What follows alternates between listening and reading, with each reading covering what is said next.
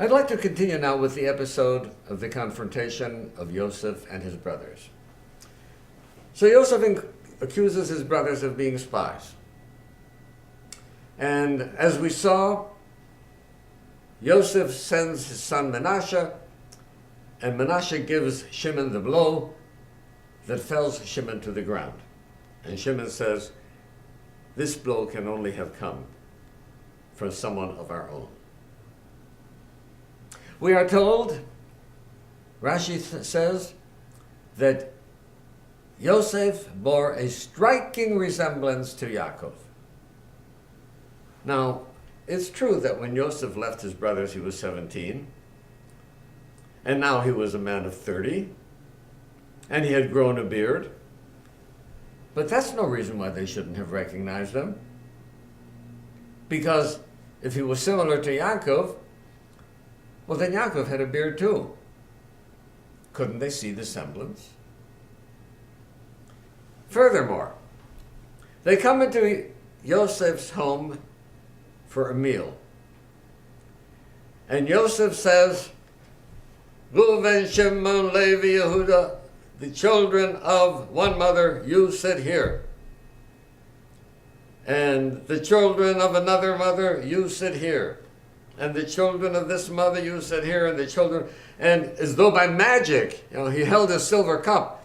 And he was divining with a silver cup which are the children of this mother and which are the children of that mother. Shouldn't that have raised the suspicion? How come this person knows so much about us? Put all the facts together, right? He does resemble their father, even though he had a beard.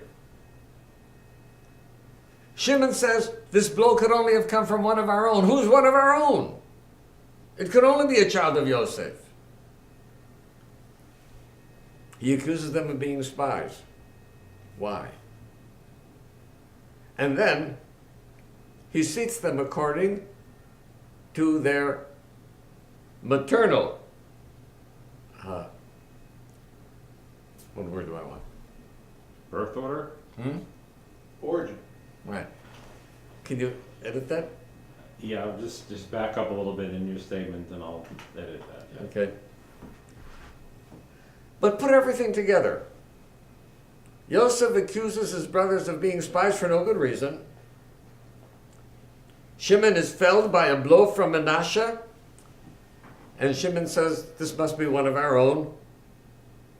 Who could be one of our own? Could only be a child of Yosef. And then he seats them according to the maternal order, as though he's somehow divined by magic. Which children were of which mother? Couldn't they put this all together and realize this must be Yosef? Why were they so blind?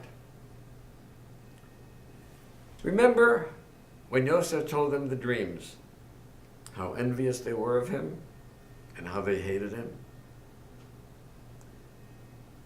For them to recognize that this was Yosef would mean a surrender, that they realized that they were wrong in their attitude toward Yosef, that they had made a serious mistake. The resistance to recognizing you're wrong can be so strong that all of the evidence in the world will not change your mind. And a person can stubbornly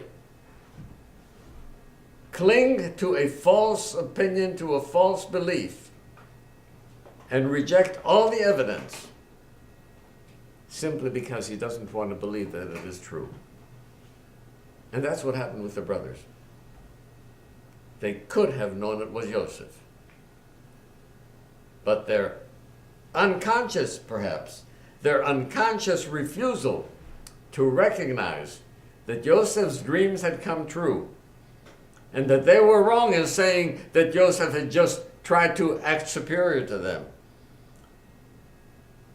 Their refusal to recognize their mistake was responsible for their not putting one and one together to equal 2.